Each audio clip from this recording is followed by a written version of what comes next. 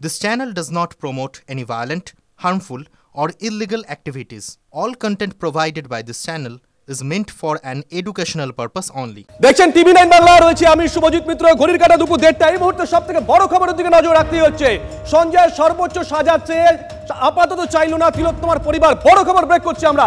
সঞ্জয় সর্বোচ্চ সাজা আপাতত চাইল না তিলোত্তমার পরিবার। হাইকোর্টে আরজিকর মামলা শুনানি শেষ, রায়দান এখনো স্থগিত। রাজ্য সরকারের মামলা গ্রহণযোগ্য হলে পরবর্তী সিদ্ধান্ত জানিয়েছে তিলোত্তমার পরিবার। সঞ্জয়ের হয়ে হাইকোর্টে লড়াই করবে লিগ্যাল এডি। আসল অপরাধীরা এখনো ধরা পড়েনি, আসল অপরাধীরা এখনো ধরা পড়েনি, এমনটাই মনে করছে তিলোত্তমার পরিবার। ভালো করে বুঝতে হবে, এই অ্যাপিলটা ফাইল করেছে স্টেট, অ্যাপিলটা ফাইল করেছে সেন্ট্রাল ইনভেস্টিগেশন অথরিটি সিবিআই।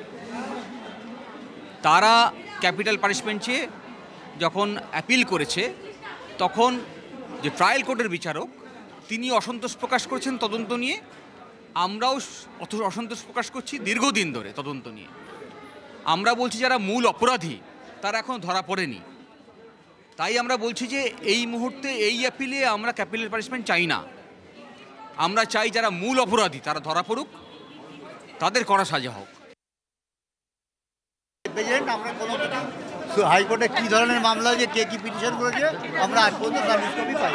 সংবাদ মাধ্যমে খবরের মাধ্যমে এসেছি এবং আমরা কি হয় কোর্টে একটা টেনশনে আছি, সেটা দেখাতে আমরা চাইছি যারা যারা এই ঘটনার সঙ্গে জড়িত সবাই সামনে আসুক, সবাইকে তদন্তের আওতায় এনে বিচার ব্যবস্থার আওতায় এনে চরম শাস্তি দেওয়া। এই মুহূর্তে আমার সঙ্গে রয়েছেন দুজন সহকর্মী। শ্রাবন্তী সাহা রয়েছে হাইকোর্ট চত্বর থেকে, তন্ময় প্রামাণিক নিউজ রুম থেকে। শ্রাবন্তীর কাছে আগে একটু যাই। শ্রাবন্তী, হাইকোর্টে গোটা শুনানি পর্বে পরপর কোন পক্ষ কি বলল? দেখো শুভজিৎ, আজকে শুরুতেই রাজ্য সরকারের একটা মরিয়া সওয়াল ছিল। তার কারণে আগের দিনই একটা ব্যাপারে প্রশ্ন উঠেছিল, যেটা সিবিআই সব থেকে বেশি তুলেছিল। আদৌ রাজ্য সরকার কি চাইতে পারে সর্বোচ্চ সাজা, যেখানে রাজ্য সরকার নিজেই এই মামলার নিম্ন আদালতে কোনোভাবে অংশযুক্ত নয়। দুই হচ্ছে যে যেহেতু রাজ্য সরকারের হাত থেকে, রাজ্য পুলিশের হাত থেকে তদন্তভার চলে যায় সিবিআই এর কাছে, রাজ্য যাবতীয় তথ্য ইন ডিটেলস সব সিবিআই এর কাছে তুলে দিয়েছিল, ট্রায়ালে অংশ নেয়নি রাজ্য সরকার, তাহলে কিভাবে সর্বোচ্চ সাজার দাবি জানাতে পারে রাজ্য সরকার? আজকে শুরুতেই রাজ্য সরকারের হয়ে অ্যাডভোকেট জেনারেল এজি কিশোর দত্ত তিনি বেশ কয়েকটা বিষয় সামনে তুলে ধরেন। তার বক্তব্য, রাজ্য সরকার এক্ষেত্রে সর্বোচ্চ সাজা চাইতে পারে, তার কারণ ক্যাপিটাল পানিশমেন্ট অর্থাৎ ফাঁসির সাজা যখন মোতায়েন করা হয় তখন সেটা রাজ্য সরকার মোতায়েন করে। দুই হচ্ছে এক্ষেত্রে সিবিআই একই সঙ্গে রাজ্য সরকার দুজনেই ক্যাপিটাল পানিশমেন্ট চেয়ে আসতে পারে।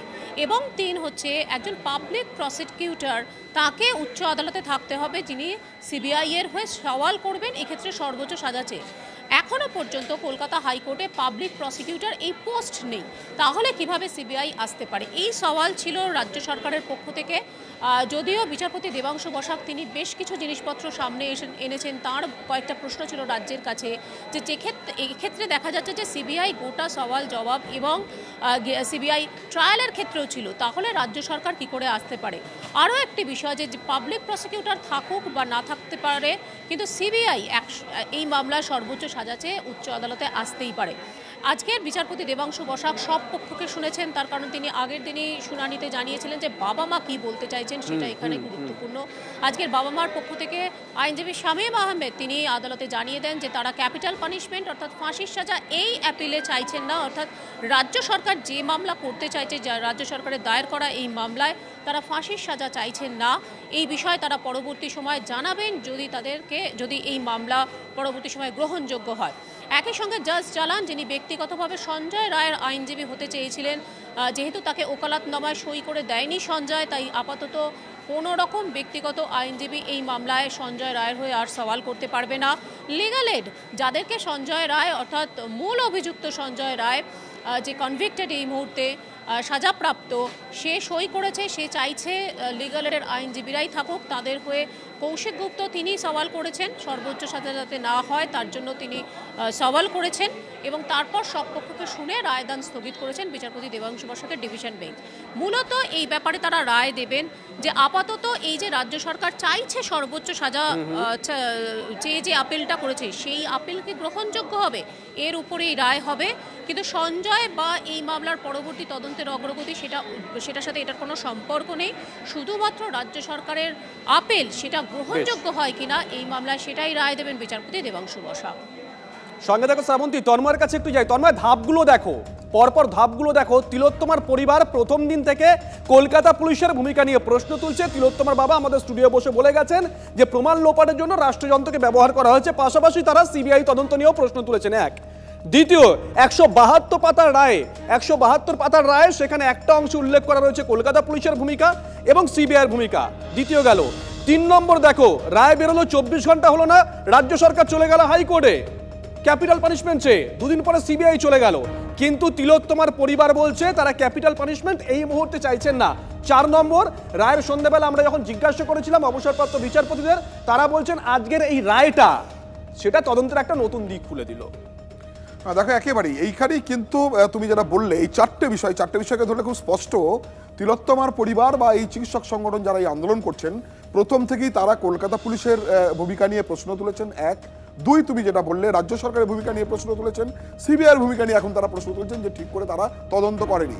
এইখানেই কিন্তু রাজ্য সরকার যে অ্যাপিল করতে যাচ্ছে হাইকোর্টে সঞ্জয়ের ফাঁসি চাই বলে, সিবিআই যেটা অলরেডি তারা অ্যাপিল করেছে, যেখানে এই দ্বন্দ্বটা তৈরি হচ্ছে যে কার্ডটা গ্রহণ করা হবে বা দুটোই গ্রহণ করা হবে কিনা, সেখানে কিন্তু তিলোত্তমার পরিবার বা এই তার আইনজীবীরা বা চিকিৎসকদের সংগঠন তাদের অবস্থান স্পষ্ট করে দিল। সরকারের সঙ্গে তারা একমত নয়, কলকাতা পুলিশের তদন্তের সঙ্গে তারা একমত নয়। যে কারণে আজকে তারা বলেছেন আমরা এই সর্বোচ্চ যে সাজা রয়েছে মৃত্যুদণ্ড সেটা আমরা চাইছি না। কেন চাইছি না, লয়ার ব্যাখ্যা দেবেন। কারণ যেভাবে গোটা বিষয়টা রয়েছে, যেটা আমরা বারবার বলছিলাম যে দেবাশিস করগুপ্ত বিশিষ্ট অবসরপ্রাপ্ত বিচারপতি বা অশোক গাঙ্গুলি তারা বলেছিলেন যে এই রায় 172 পাতার রায় নতুন একটা রাস্তা খুলে দিচ্ছে, শুরু হচ্ছে এখান থেকে। অর্থাৎ তাহলে কি বড় কোনো বৃহত্তর ষড়যন্ত্র রয়েছে যেটা বারবার অভিযোগ উঠে আসছে, সেই জায়গাটাই কিন্তু এই প্রাক্তন বিচারপতিরা বলেছিলেন, অবসরপ্রাপ্ত বিচারপতিরা বলেছিলেন। সেইটাই যেন কোথাও বলা চলে যে একদম আড়াআড়িভাবে নিজেদের অবস্থান স্পষ্ট করলেন তিলোত্তমার পরিবার যে তারা এই মৃত্যুদণ্ড চাইছেন না, তারা চাইছেন আরও তদন্ত হোক, এই ষড়যন্ত্রের সঙ্গে যারা যারা যুক্ত আছে তারা সামনে আসুক। যে কারণে তারা আজকে বলেছেন যা বলার আইনজীবী বলবেন, কিন্তু আমরা এই মুহূর্তে মৃত্যুদণ্ড চাইছি না। অর্থাৎ সরকারের সঙ্গে অবস্থান তাদের একদম পুরো উল্টো দিকে করে ফেললেন, এইটাই তারা আজকে স্পষ্ট করলেন। এবং তন্ময়, আমজনতার যে প্রশ্ন সেদিনকে আমরা দেখেছিলাম যে কোর্টে দাঁড়িয়ে তো সঞ্জয় রায় বলছে আমাকে ফাঁসানো হয়েছে, আমি নির্দোষ। তাহলে প্রশ্ন উঠতেই পারে, কোর্টে দাঁড়িয়ে যখন এটা বলছে, রেকর্ড হচ্ছে, তাহলে কে ফাঁসিয়েছে? তুমি সেটা বলো ভাই। যদি সঞ্জয় রায়কে ফাঁসিতে ঝুলিয়ে দেওয়া হয় তাহলে তো ফার্দার তার বয়ান দেওয়ার কোনো সুযোগ থাকছে না। এই প্রশ্ন কিন্তু ইতিমধ্যে আমজনতা তুলতে শুরু করে দিচ্ছেন, সোশ্যাল মিডিয়ায় লেখালেখি হচ্ছে। জুনিয়র ডাক্তাররা কি বলছো শোনাই। আমরা যেটা যেতে চাইছি সেটা হচ্ছে যে সঞ্জয়ের সাথে আর কারা, সাপ্লিমেন্টারি চার্জশিট কবে দেওয়া হবে, অভিযুক্ত সঞ্জীব ঘোষ এবং টালা থানার ওসি অভিজিৎ মন্ডল তারা এখনো জামিনে মুক্ত কেন, তাদের বিরুদ্ধে ক্রিমিনাল প্রসিডিং কবে শুরু হবে, এবং হাইকোর্ট মাননীয় বিচারপতি অনির্বাণ দাস মহাশয় যে অবজারভেশন গুলো রেখেছেন যে পুলিশি এবং হচ্ছে যে হসপিটাল কর্তৃপক্ষের উপর, সেই নিয়ে ইনভেস্টিগেশন কবে শুরু হবে, তাদেরকে কবে অ্যারেস্ট করা হবে, এই নিয়ে যাবতীয় তদন্ত কি, তদন্তের গতি প্রকৃতি কি, এইটা আমরা মনে করি যে এই মুহূর্তের সবচেয়ে গুরুত্বপূর্ণ বিষয় 9 আগস্টের ঘটনাকে কেন্দ্র করে। শ্রাবন্তীর কাছে আরো একবার যাই। শ্রাবন্তী, এখনো পর্যন্ত কি জানা গেছে কবে রায় ঘোষণা হতে পারে? সাধারণত মামলা শুনানি শেষ হয় এবং রায়দান স্থগিত এই পর্যন্তই বিচারপতিরা বলেন। তারপর অর্ডারে তারা লিখে দেন, যেদিনকে অর্ডার দেওয়া হবে তার আগের দিন রাত্রিবেলা তারা লিস্টে জানিয়ে দেন যে এই মামলার শুনানি শেষ হয়েছিল এবং রায়দান তারা। শ্রাবন্তী, তোমাকে একটু থামাচ্ছে। এই মুহূর্তে আমাদের সঙ্গে রয়েছেন সুজন চক্রবর্তী, সুজনবাবু, শুভজিৎ রয়েছে বাইরে থেকে, শ্রাবন্তী রয়েছে, তন্ময় রয়েছে। আপনি নিশ্চয়ই পুরো বিষয়টা শুনেছেন। আজকে তিলোত্তমার পরিবারের আইনজীবী হাইকোর্টে বলেছেন যে তারা সঞ্জয়ের সর্বোচ্চ সাজা চাইছেন না। তারা মনে করছেন, যেটা আমাদের সঙ্গে কথা বলেছিলেন আইনজীবী, যে তারা মনে করছেন তদন্ত এখনো বাকি আছে। গোটা বিষয়টা দেখছেন কিভাবে? দেখুন, সঞ্জয়ের পরিবার কি চাইবেন বা তারা হাইকোর্টে কি বলবেন সেটা তাদের ব্যাপার, সেটা নিয়ে আমার তিলোত্তমার পরিবার, সুজন বাবু, তারা ক্যাপিটাল পানিশমেন্ট চাইছেন না সঞ্জয়ের। তিলোত্তমার পরিবার তিলোত্তমার পরিবার তারা কি চাইবেন, কি দাবি করবেন সেটা তাদের ব্যাপার, কিন্তু সবাই বুঝতে পারছেন যে মুখ্যমন্ত্রী একজনকে চিহ্নিত করে বললেন, তদন্তটা মুখ্যমন্ত্রী করে দিলেন কে মূল আসামি, সেই অনুযায়ী রাজ্য পুলিশ তদন্ত করলো, দিল্লির সিবিআই তার উপরে স্ট্যাম্প মারলো, কোনো তদন্ত কার্যত করলো না। তদন্তটা ঠিকমতো হওয়াটা যে জরুরি সেইটাকেই তথ্য প্রমাণ লোপাট করা সহ নানান কায়দায় রাজ্য সরকার আসলে তদন্তটাকে ধামাচাপা দিতে চায়, কারণ আসল অপরাধীদের রাজ্য সরকার খানিকটা আড়ালে রাখতে চায়। রাজ্য সরকার নিজে সেই মনোভাব নিচ্ছে যেখানে তদন্তটা অস্পষ্ট হয়ে যায়, এবং সেই কারণে যত দ্রুত সঞ্জয়ের ফাঁসি শুধু না, তারপরে মানে বডি কার্যত আর কোথাও চিহ্ন খুঁজে পাওয়া যাবে না, এইটার জন্য তার অপেক্ষায় আছে। যেমন তিলোত্তমার বডি কত দ্রুত দাহ করা হয় তার জন্য যারা অপেক্ষায় ছিলেন, যাতে আরেকবার তদন্ত করে ঠিকমতো করে কিছু পোস্টমর্টেমে না বেরোয়, তার মতন আগ্রহ যাদের ছিল তারাই চান যে সঞ্জয়ের কাছেও যেন কেউ আরেকবার কোনো জিজ্ঞাসাবাদের সুযোগ না পায়, ফলে যত দ্রুত সম্ভব এটা হোক। স্বাভাবিক কারণে যে তদন্ত চাইবে সে তো মনে করবে যে তদন্তটা পরিষ্কার হোক, তারপরে কার কি হবে নির্দিষ্ট হবে। তদন্তটা ইনকমপ্লিট করে একটা কিছু করে ফেললাম যাতে আর কিছু খুঁজে পাওয়া না যায়, এটা আসলে তদন্তকে আটকে দেবার প্রচেষ্টার সামিল। ধন্যবাদ সুজন দা। আমরা কথা বললাম সিপিআইএম নেতা সুজন চক্রবর্তীর সঙ্গে। শ্রাবন্তীর কাছে আবারও যাই। শ্রাবন্তী, তোমায় থামিয়েছিলাম, প্লিজ কন্টিনিউ করো। দেখো, যেরকমটা অনেকেই ভাবছেন যে এই রায় কবে বেরোবে, সেটা কবে স্পষ্ট হবে, যেহেতু একটা আমরা আন্দাজ করতে পারি দ্রুততার সাথে বিচারপতি দেবাংশু বসাকের ডিভিশন বেঞ্চ মাত্র 2 দিন নিয়েছেন এই মামলার শুনানি শেষ করতে। রায়ও জলদি লেখা হবে, যে রায়ও দ্রুততার সাথে দেওয়া হবে, এমনটাই অনেকে আশা করছেন। এই মামলা শেষ হলে, অর্থাৎ রাজ্য সরকারের আপিল গ্রহণযোগ্য হলে বা না হলে আরও কয়েকটি মামলা এর সঙ্গে হবে। এক হচ্ছে সিবিআই যেটা নতুন করে মামলা করেছে যে তারা সর্বোচ্চ সাজা চেয়েছে সঞ্জয়ের, এবং তারা এসেছেন। পরবর্তী সময় সঞ্জয়ের লয়াররা, তারা যেটা লিগাল এড থেকে নিযুক্ত হয়েছেন, তারা সিবিআই এর বিরোধিতা করবেন, সেক্ষেত্রে তারা সেই মামলায় অংশগ্রহণ করতে পারেন। তিলোত্তমার বাবা মা পরিষ্কার করেননি, স্পষ্ট করেননি যে তারা হাইকোর্টে নিম্ন আদালতের রায়কে চ্যালেঞ্জ করে আসছেন কিনা। অর্থাৎ এটা কিন্তু আরেকটা নতুন মামলা, যে মুহূর্তে এই মামলার রায় বেরোবে সেই মুহূর্তে সেটা শোনা হবে। বিচারপতি জয়মাল্য বাগচি, তোমার মনে থাকবে কামদুনি মামলার রায় ঘোষণা করেছিলেন তিনি। বিচারপতি জয়মাল্য বাগচি এই মুহূর্তে ছুটিতে রয়েছেন, তার ঘরেই এই যাবতীয় মামলাগুলি হতে পারে। তবে সবার আপাতত তাকিয়ে রয়েছেন বিচারপতি দেবাংশু বসাকের ডিভিশন বেঞ্চ কবে এই রায় জানায়। সঙ্গে থাকো, তন্ময়ের কাছে আরো একবার যাই। তন্ময়, সুজন চক্রবর্তী যে কথা বললেন, একটু আগেই বলছিলাম যে আমজনতা অনেকেই সে কথা বলছিলেন, সুজনবাবু আরেক ধাপ এগিয়ে বললেন। সুজনবাবু বললেন তিলোত্তমার মৃতদেহ যাতে দ্বিতীয়বার ময়না তদন্ত না হয় তার জন্য যারা তড়িঘড়ি করে দাহ করে দিয়েছিল তারাই চাইছেন তড়িঘড়ি করে সঞ্জয় যাতে ফাঁসি হয়। দেখো, এটা তো তিলোত্তমার পরিবার, তার বাবা মা একাধিকবার বলেছেন, আমাদের TV9 বাংলাতে এক্সক্লুসিভ স্টুডিওতে এসে তারা সেই কথা বলেছেন যে সেদিন তারা বুঝতে পারেননি, যেদিন তুমি জানবে যে আমরা যে ছবি দেখাচ্ছিলাম হসপিটাল থেকে যখন তিলোত্তমার দেহকে বার করে নিয়ে যাওয়া হচ্ছিল রাত্রিতে, তখন ডিওএফআই নেত্রী মীনাক্ষী তারা সব আটকে ছিলেন তাদের কর্মীদের নিয়ে। সেই দিনের ঘটনা, অর্থাৎ 9ই আগস্টের ঘটনা বলছি, সেই সন্ধ্যেবেলার তার বাবা মা কিন্তু পরে যেটা বলেছেন যে আমরা বুঝতে পারিনি। তাদেরকে থানা থেকে যখন তারা বাড়িতে পৌঁছান তখন তাদের অভিযোগ 400 পুলিশ গোটা এলাকায় ঘিরেছিল এবং তারপর তড়িঘড়ি নিয়ে গিয়ে সেই দেহ দাহ করা হয়। তারা এর মধ্যে এখন মনে করছেন, এখন বুঝতে পারছেন যে যাতে পরবর্তী সময়ে আবারও কোনো ময়নাতদন্ত না হয়, কোনো প্রমাণ যাতে না পাওয়া যায়, সেই প্রমাণ লোপাটের জন্য এই কাজ করা হয়েছিল। এই অভিযোগ তারা একাধিকবার করেছেন। এখন তারা যেটা বলতে চাইছেন খুব স্পষ্ট করে, যেটা শ্রাবন্তী বলছিল এখনই, যে তারা এই জায়গাটা ওপেন রাখতে চাইছেন যে মৃত্যুদণ্ড ঘোষণা হয়ে গেলে, অর্থাৎ ফাঁসির অর্ডার হয়ে গেলে, সেখানে আইনগত যে সমস্ত জায়গাগুলো রয়েছে সেই জায়গাতে যাতে তাদের না পড়তে হয়। তারা চাইছেন সিবিআই নতুন করে বাকি যারা যুক্ত রয়েছে, তারা যাদের নামে অভিযোগ করছেন, 45টা প্রশ্ন তুলেছেন, চিকিৎসক সংগঠনগুলো যে সমস্ত প্রশ্ন তুলেছে সেই প্রশ্নের উত্তর সিবিআই দেখ বা সিবিআই। তন্ময়, একটু সঙ্গে থেকে এই মুহূর্তে আমাদের সঙ্গে রয়েছেন ভরতপুরের তৃণমূল কংগ্রেস বিধায়ক হুমায়ুন কবির। শুভজিৎ রয়েছি। হুমায়ুন বাবু, আপনি নিশ্চয়ই খবরটা অন্তত শুনেছেন যে আজকে আদালতে যখন শুনানি চলছিল তখন তিলোত্তমার পরিবার তারা বলেছে আমরা সঞ্জয়ের সর্বোচ্চ সাজা এই মুহূর্তে চাইছি না, অথচ রাজ্য সরকার সর্বোচ্চ সাজা চেয়েছে, সিবিআই সর্বোচ্চ সাজা চেয়েছে। আপনি বিষয়টা দেখছেন কিভাবে? দেখুন, ওনাদের একমাত্র মেয়ে যোগ্য সম্পন্ন একজন ডাক্তার, তিনি খুন হয়ে গিয়েছেন, ধর্ষিতা হয়েছেন সেটার ব্যাপারে তো কোনো কিছু দিয়েই তিনাদের সান্ত্বনা দেওয়ার ভাষা আমার জানা নেই, কিন্তু ওনারা এই মুহূর্তে সেই 8ই আগস্ট রাত্রিতে ঘটে যাওয়ার সেই ঘটনার পর ওনারা নিজেরা স্থির থাকতে পারছেন না। বিভিন্ন সময় বিভিন্ন ধরনের ওনারা কথা বলছেন।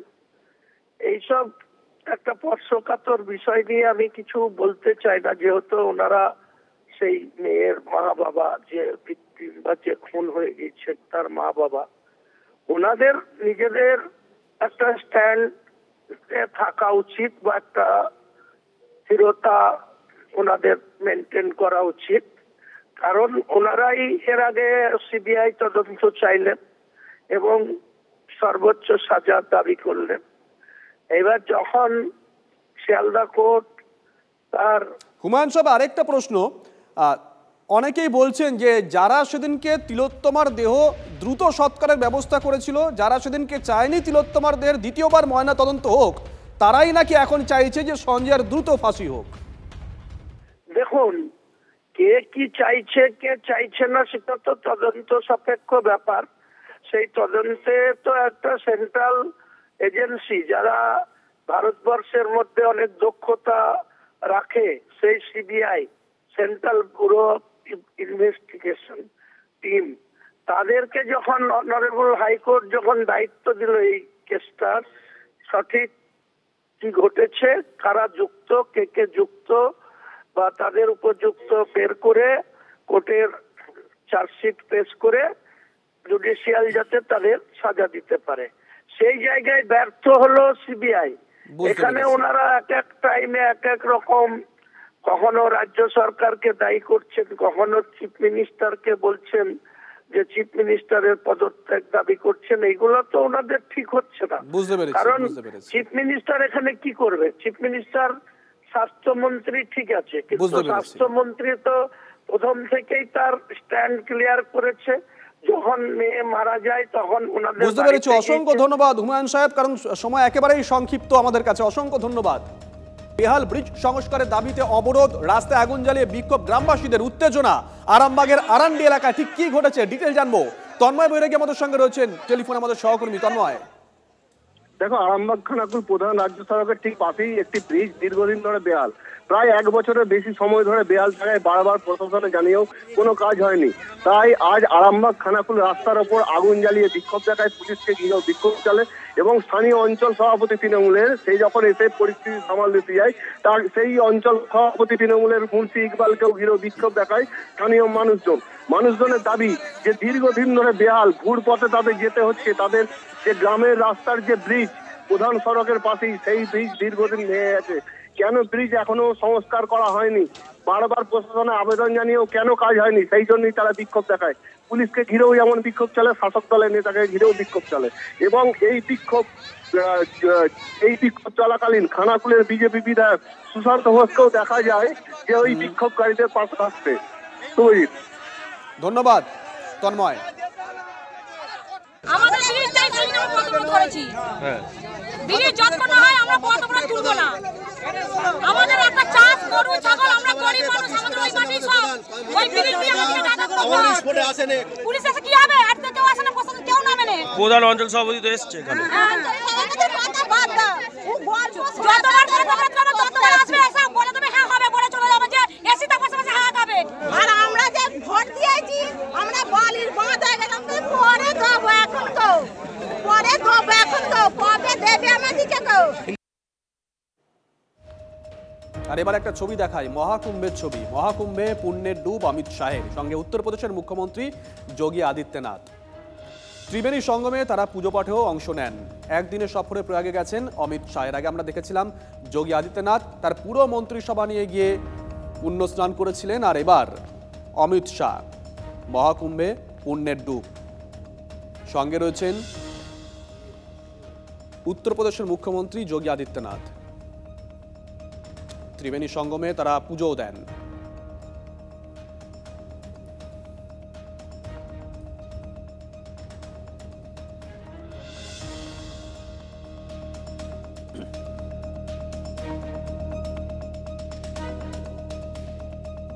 আমরা এই মুহূর্তে যে ছবি দেখাচ্ছি মহাকুম্ভের ছবি, সেখানে পুণ্য স্নান অমিত শাহের, সঙ্গে রয়েছেন উত্তরপ্রদেশের মুখ্যমন্ত্রী যোগী আদিত্যনাথ।